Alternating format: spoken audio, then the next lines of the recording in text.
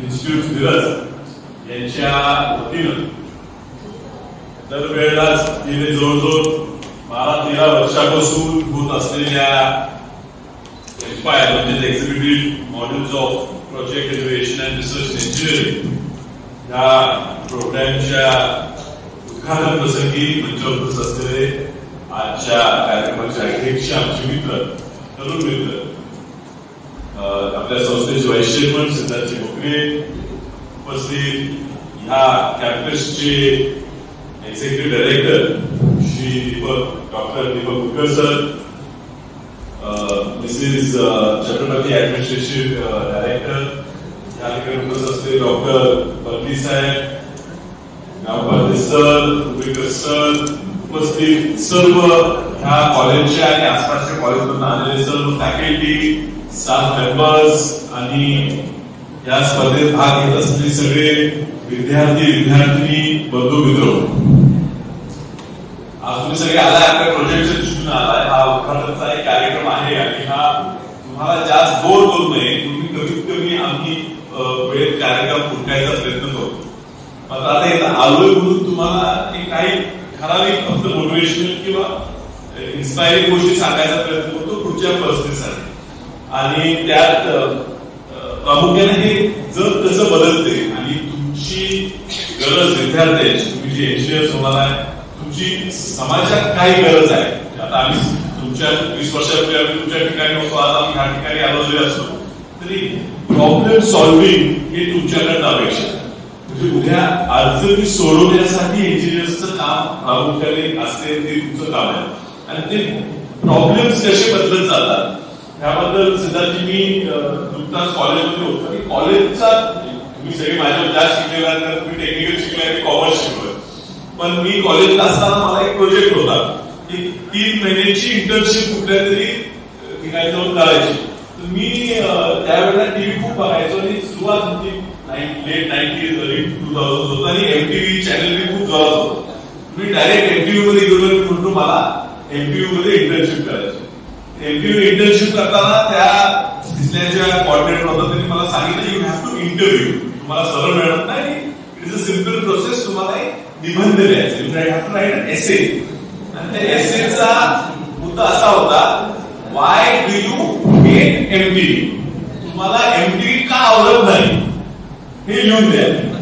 आता मी मुंबईत शिकलो, मुंबईत सगळं इंग्लिश गाणी ह्याचा जास्त आवड असल्यामुळे एमटीव्हीचं जे बदलतं युग होतं की ते इंग्लिश गाणी कमी दाखवत होते आणि हिंदी गाणी जास्त दाखवत. त्यामुळे मी एमटीव्ही का हेट करतो त्याच्यावर मी एक 1000 शब्दांचा निबंध दिला की तुम्ही काय सकाळी उठल्यापासून तुमची हिंदी गाणी ऐकायला लागतात, तर हे ते खूप आपल्या हातात आणि माझ्या मनाप्रमाणे मी खूप कॉन्फिडेंटली प्रभावी निबंध त्या ठिकाणी लिहून दिला. दुसऱ्या दिवशी तो सबमिट केल्यावर तुम्ही सांगितलं हा फर्स्ट स्टेज झाला. सेकंड स्टेज आहे why do you love MTV, तुला एमटीव्ही का आवडतो. आता त्याच्यावर 1000 शब्द लिहून आले. आता स्वाभाविक आहे मी 1000 शब्द पुन्हा लिहून आणले की का मला एमटीव्ही आवडते. एमटीव्ही मला जगाचं कल्चर दाखवते, भारताबाहेर काय चाललंय ते मला कळते, लेटेस्ट म्युझिक मला कळते. असं त्या बीबीएस आणि गठेड म्हणून एक त्यांचा अॅनिमेटेड सिरीज चालायची, त्याच्यावर खूप गेलं. मला जे आवडते ते सगळं झालं. ते म्हणजे तुम्हाला कळवतो 2 दिवसांनी. 2 दिवसांनी ईमेल आला, sorry you have been rejected. त्यामुळे मला ज्या कॉन्फिडेंट गेलो होतो की माझं एवढं शिक्षण चांगलं आहे, मी सगळ्यात टॉपच्या कॉन्व्हेंट स्कूलमध्ये शिकलोय, माझं कॉलेज एवढं चांगलं आहे, रँक नंबर 1 स्कूल आहे, रँक नंबर 1 कॉलेज आहे, मला सहज मिळेल. आणि माझ्या मुलाखती दिवशी ह्या इंटरव्ह्यूला माझ्या बरोबर म्हणजे एक सेमी कॉन्व्हेंट स्कूलची 2 मुलं माझ्या बरोबर मुलाखतीला होती आणि सहज बसला त्यांचा नंबर मी एक्सचेंज करून घेतला होता. आणि पुन्हा मिळालं त्याला मी फोन केला, ह्याला मिळालं नसेल तर त्याचा एका मुलाला ती इंटर्नशिप मॅडम मिळालेली. तर मी विचारलं काय, मला पण कळलं. आणि मग मी माझं असं मला एक 3 दिवस झोप लागला होती. किरकोळ विषय होता 3 महिन्याचा इंटर्नशिपचा. मला 3 दिवस झोप लागला, मला का घेतलं नाही.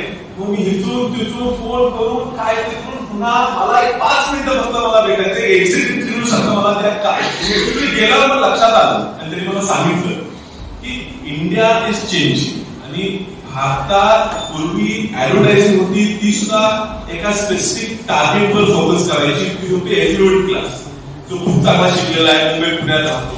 आणि आता जर असं बदलायला लागलं की व्ह्युअरशिप चेंज होते. आता ग्रामीण भागातली मुलं न इंग्रजी शिकलेली, मराठी वर्नाक्युलर भाषेत शिकलेली मुलं आता जास्त टीव्ही पाहतात आणि ह्यांची व्ह्यू वेगळे आहे. आणि ह्या चेंजला कदाचित तुम्ही खूप उच्च इंग्लिश मध्ये शिकलेली मुलं सुटेबल नाही. आणि तसं इंजिनिअरिंग मध्ये पण तेच झाले. कदाचित आपल्याला जे प्रॉब्लेम्स आहेत समाजातले ते तुम्ही म्हणा मुंबईत एवढी मोठी कॉलेज आहेत, पुण्यात एवढे मोठे कॉलेजेस आहेत, मोठे मोठे चांगल्या घरातली मुलं तिथं शिकतात, ती लोक आपल्याकडून पुढे जातील. पण तसं नाहीये. तुम्ही जे आज शिकलाय, तुम्ही तुमच्या आईला त्या चुलीवर फुकून स्वयंपाक करताना पाहिलेला आहे, तुमच्या घरात तुमच्या वडिलांना तुम्ही कुठेतरी कष्ट करताना पाहिलेला आहे, तुमच्या भोवतीचं तुम्ही क्षेत्र पाहिलेलं आहे, अडचणी समजले. तर आज जगाला ज्या अडचणी आहेत त्या तुम्ही जवळनं पाहिलेल्या, त्या जगाच्या अडचणी ह्या तुमच्या अडचणी आहेत. आणि त्यामुळे तुमच्याकडून जास्त अपेक्षा.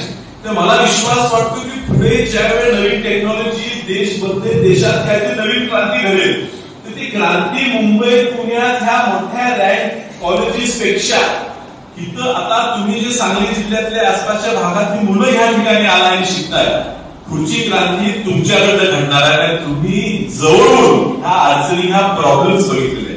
आणि त्यामुळे प्रत्येकाने निर्णय घ्या, प्रत्येकाने निर्णय घ्या की मी एक बदल घडवणार आहे. लहान असेल, सिंपल सोल्युशन प्रॉब्लेम असू शकतो, कुठलाही लहान प्रॉब्लेम असू शकतो, पण त्या लहान प्रॉब्लेमला मी कसा सॉल्व्ह करेन, हा जर तुम्ही सोल्युशन काढू शकला, त्या सोल्युशनला, त्या पर्यायाला किंमत आहे, तेच तुम्हाला पुढे नेणार आहे. तुम्ही ज्यावेळी पुढे जाल, ही अडचणी समजून त्यावेळी देश पुढे जाणार आहे, आपल्या कॉलेजचं, आपल्या जिल्ह्याचं नाव पुढे जाणार आहे. तुमचा आज वेळ नाही घेतात, तुम्ही एवढंच सांगतो की आम्ही तुमच्याकडे खूप आशेने बघतो, कारण भारताचं भविष्य हे तुम्हा मुलांच्या हातात आहे.